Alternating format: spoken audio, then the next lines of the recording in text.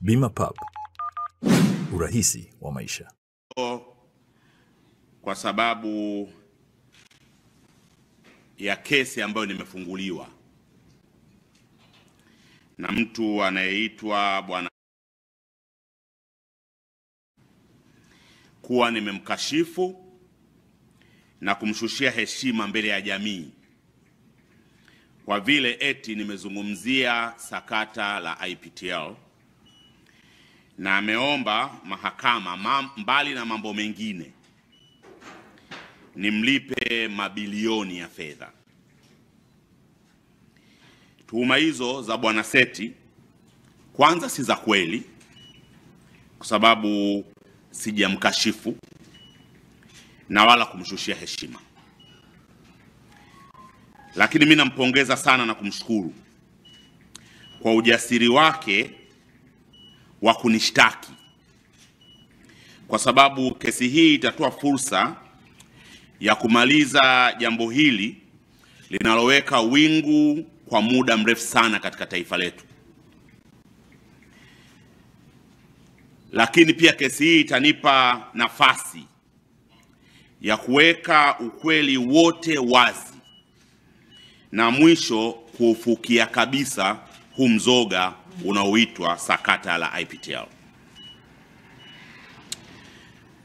Binafsi sikatai kuandika maneno ambayo Bwana Seti ananituhumu nayo kwamba nimemkashifu.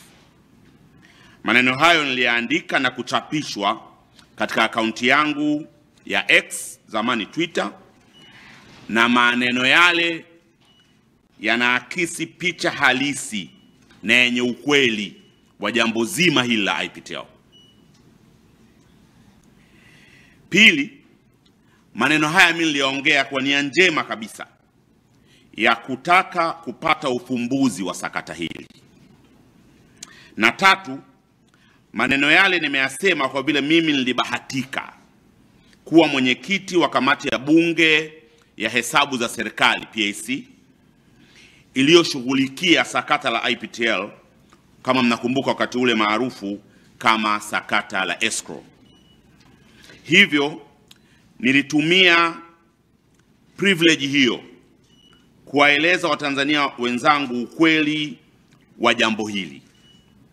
Narudia kusema ni kweli maneno yale niliyoyachapisha kwenye ukurasa wangu wa X ni ya kweli, na niliyasema kwa nia njema, kwa nafasi yangu kama kiongozi, kwa sababu nina ufahamu ukweli wa jambo hili, na ni wajibu wangu kama raia kulinda rasilimali za taifa dhidi ya njama zozote zile za kupora rasilimali hizo kwa kisingizio cha uwekezaji.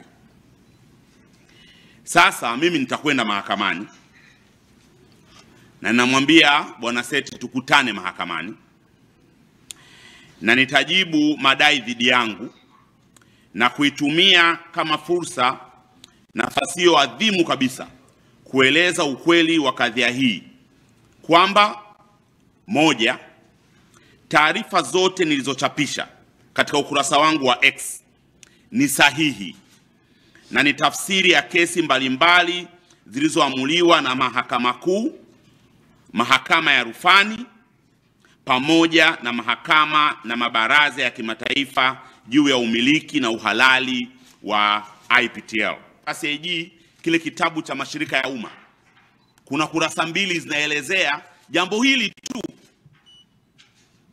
Sasa kigugumizi kinatoka wapi kiasi cha mtu kupata mpaka kiburi cha kwenda kushtaki watu kwa kusema ukweli kuhusu mambo haya ambayo yanatokea? Sasa ndugu wanahabari, na hii taarifa mtaipata yote kama ilivyo.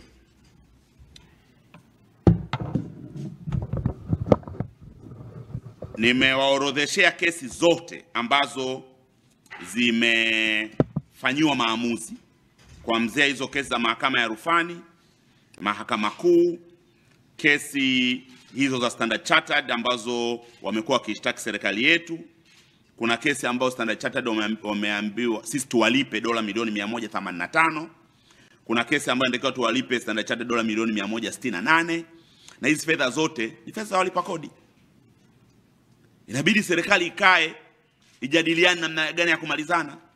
Lakini hapo hapo huyu mtu wakati anapewa fedha za escrow alisign kitu kinachoitwa indemnity, na ninayo hapa, kwamba madai yoyote yakitokea dhidi ya serikali baada ya yeye kuwa amechukua fedha za escrow, madai yale yeye atayalipa indemnity hii. Amesaini yeye. Tumedaiwa na Standard Chartered dola milioni 145, dola milioni 185. Yeye anadai zaidi, anataka hela, anataka alipwe zaidi. Kwa maana ameshageuza nchi yetu ni eneo la kuchota tu hela. Na Watanzania sio mazoazwa. Na ni vema niseme clearly, mtu yoyote serikalini, yoyote yule au nje ya serikali, ambaye kwa namna yoyote ile anasaidia au yupo kwenye mpango wa kuchota fedha za umma ili kumpatia bwana huyu, ataanguka na bwana huyu.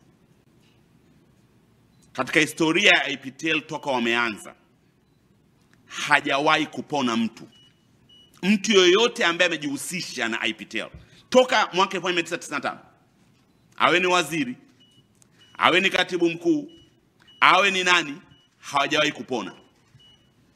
Kwa watu wajiepushe na hili jambo. Taarifa ya mdhibiti na mkaguzi mkuu wa hesabu serikali ukurasa wa 35 na ukurasa wa 36 unaeleza kwamba yeye anaidai TANESCO bilioni 211. TANESCO wamesema hapana, kimsingi sisi ndio tunamdai yeye, kwa sababu katika makubaliano yake na DPP ambayo ninayo hapa, yeye anatakiwa kuilipa TANESCO, makubaliano yake hapa, anatakiwa kurudisha fedha za escrow dola milioni 148. Kwa hata ukichukua hizo hela anazoidai TANESCO, anavyodai yeye, na hela ambayo yeye anatakiwa kuilipa TANESCO, inabakia yeye bado anadaiwa. Sababu yeye anasema anadai shilingi bilioni 211.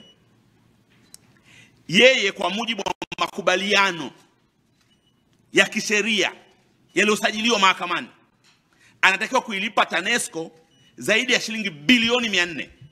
Mimi naitwa Juma, mmiliki wa magari ya usafirishaji wa mizigo na abiria.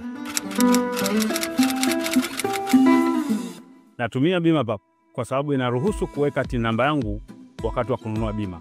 Inafanya iwe rahisi kudai vati kutoka TRA kwa kutumia hati hiyo hiyo ya bima. Uwezo wa kupata mkopo bwana. Hii inasaidia sana kugharimia mambo mengine ya uendeshaji hata kama bajeti inabana. Tumia BimaPapp kwa kupiga nyota 150 nyota 51 alama ya reli, au kwa WhatsApp tuma neno BimaPapp kwenda namba 0764 166 066 ujipatie bima. BimaPapp, urahisi wa maisha.